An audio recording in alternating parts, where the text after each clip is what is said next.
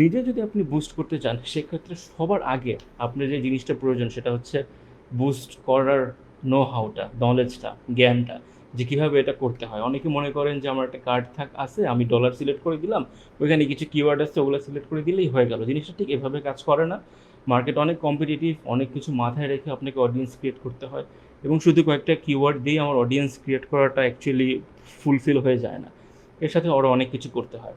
তো একদম শুরুর থেকে বলি, আপনি যদি নিজে নিজে বুস্ট করতে চান আপনার প্রয়োজন একটা ফেসবুক অ্যাকাউন্ট, এবং অবশ্যই সাজেস্ট করব যে ফেসবুকের অ্যাকাউন্টটা আপনার নিজের নামে করবেন। হ্যাঁ, রকস্টার হৃদয় অথবা অ্যাঞ্জেল গার্ল সোনিয়া এই ধরনের নাম দিবেন না। আপনার এনআইডি কার্ড এবং আপনার পাসপোর্টে যে ধরনের নাম আছে সে ধরনের নামের একটি ফেসবুক অ্যাকাউন্ট আপনি খুলবেন, অথবা খোলা থাকলে তো হলেই, না থাকলে খুলে নেবেন। দেন আপনাকে যেটা করতে হবে সেটা হচ্ছে পেমেন্টের যে সিস্টেমটা ওইটা আপনাকে এনাবেল করতে হবে। সো বিষয় যেটা হচ্ছে যে পেমেন্ট করার জন্য আপনি বাংলাদেশি পেমেন্ট গেটওয়ে ইউজ করতে পারেন। সেটার মাধ্যমে আপনি যে কোনো ব্যাংকের ডুয়াল কারেন্সি কার্ড ইউজ করতে পারেন। এটা যে কোনো ব্যাংকই হতে পারে, আমি কোনো স্পেসিফিক ব্যাংকের নাম বলবো না, বিকজ যে bank dual currency card support করে বা তাদের এরকম কোনো কার্ড আছে সেই কার্ড দিয়ে আপনি করতে পারবেন। অনেকের কাছে আপনার কিছু মিসকনসেপশন থাকে যে কিছু স্পেসিফিক ব্যাংকের কার্ড দিয়ে বুস্ট করলে হয়তো পারফরমেন্স ভালো হবে, বা কিছু স্পেসিফিক ব্যাংকের দ্বারা বুস্ট করলে কার্ড সমস্যা হয়। এ ধরনের কিছু মিসকনসেপশনস আছে, যেটা অ্যাকচুয়ালি ভিত্তিহীন। কারণ ব্যাংকের সাথে আপনার বুস্টের পারফরমেন্সের কোনোই সম্পর্ক নেই, এটা একটা পেমেন্ট গেটওয়ে মাত্র। সো আপনি কোন ব্যাংকের কার্ড ইউজ করবেন এটা নিতান্তই আপনার ব্যক্তিগত ইচ্ছা। আপনার যে ব্যাংকে আপনার পছন্দ, যে ব্যাংকে আপনার অ্যাকাউন্ট আছে সেই ব্যাংকের ডুয়েল কারেন্সি কার্ড দিয়ে আপনি আপনার বুস্টের কাজটা করতে পারবেন। তবে সেক্ষেত্রে বলাই বাহুল্য, আপনাকে অবশ্যই আপনার কার্ডটা আপনার পাসপোর্টের এগেনস্টে এন্ডোর্স করে নিতে হবে। এন্ডোর্সমেন্ট ছাড়া আপনার যদি ডুয়াল কারেন্সি কার্ড থাকেও, এন্ডোর্সমেন্ট ছাড়া আপনি যখন ওটা ফেসবুকের পেমেন্টের ওখানে অ্যাড করবেন এবং যখন আপনি বিজ্ঞাপন দেওয়া শুরু করবেন, এরপর সেখান থেকে তারা টাকাটা কাটতে পারবে না। ফলশ্রুতিতে যেটা হবে, আপনার অ্যাকাউন্টটাকে ওরা ডিসেবল করে দিতে পারে, বরং এটা হিতে বিপরীত হয়ে যাবে। তখন আবার আপনাকে কেচে গুন্ডুস করতে হবে, ব্যাংকে গিয়ে এন্ডোর্স করে জিনিসটা কমপ্লিট করতে হবে।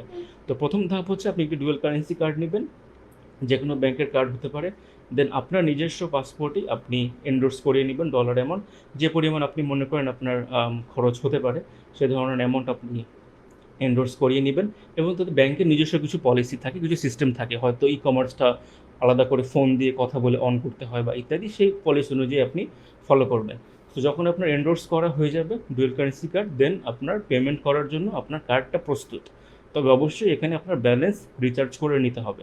কিছু কিছু কার্ড হচ্ছে গিয়ে আপনার যদি টোটাল ব্যালেন্স থাকে, সেটা বিডিটি হোক, ডলার অ্যামাউন্ট হোক, টোটাল ব্যালেন্স থেকে তারা ওই অনুযায়ী কেটে রাখে। এবং কিছু কিছু কার্ডের ক্ষেত্রে তারা হচ্ছে সেপারেট রাখে, যে বিডিটি অ্যামাউন্ট এত টাকা আপনার জমা দিতে হবে, ইউএসডি অ্যামাউন্ট এত টাকা।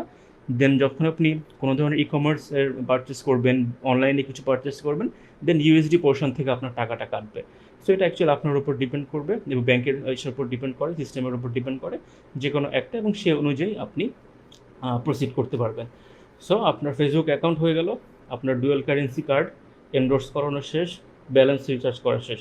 তারপর হচ্ছে কি, আপনি আপনার যে ফেসবুক পেজ আছে, নিজস্ব পেজ যদি থাকে সেক্ষেত্রে আপনার, তো আপনি অফকোর্স অ্যাডমিন, সেখানে আপনার প্রোফাইলে যখন আপনি অ্যাডগুলো সেট আপ করতে যাবেন, সেখানে পেমেন্টের সেটিংসে আপনার নিজস্ব কার্ডের ইনফরমেশানগুলো দিয়ে নেবেন, এবং ইনফরমেশান অ্যাড করার সাথে সাথে ওরা হয়তো $1 একটা চার্জ করে। এরপর আপনার card is ready to go.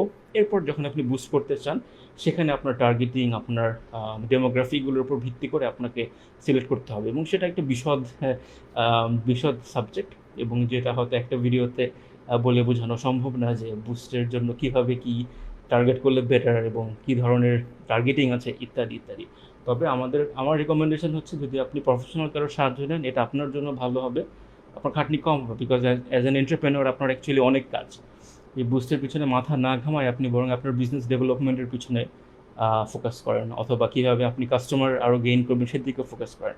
এই ধরনের টেকনিক্যাল ইস্যুগুলো আপনি কোনো থার্ড পার্টিকে দিয়ে দিতে পারেন, রাইট? আর অফকোর্স আমার সাজেশন হচ্ছে কি, নিজে জেনে স্টাডি করে পড়াশোনা করে দেন বুস্টের কাজটা শুরু করা উচিত। অযথাই যাতে আপনার টাকাগুলো পানিতে না যায় সেদিকে খেয়াল রাখবেন।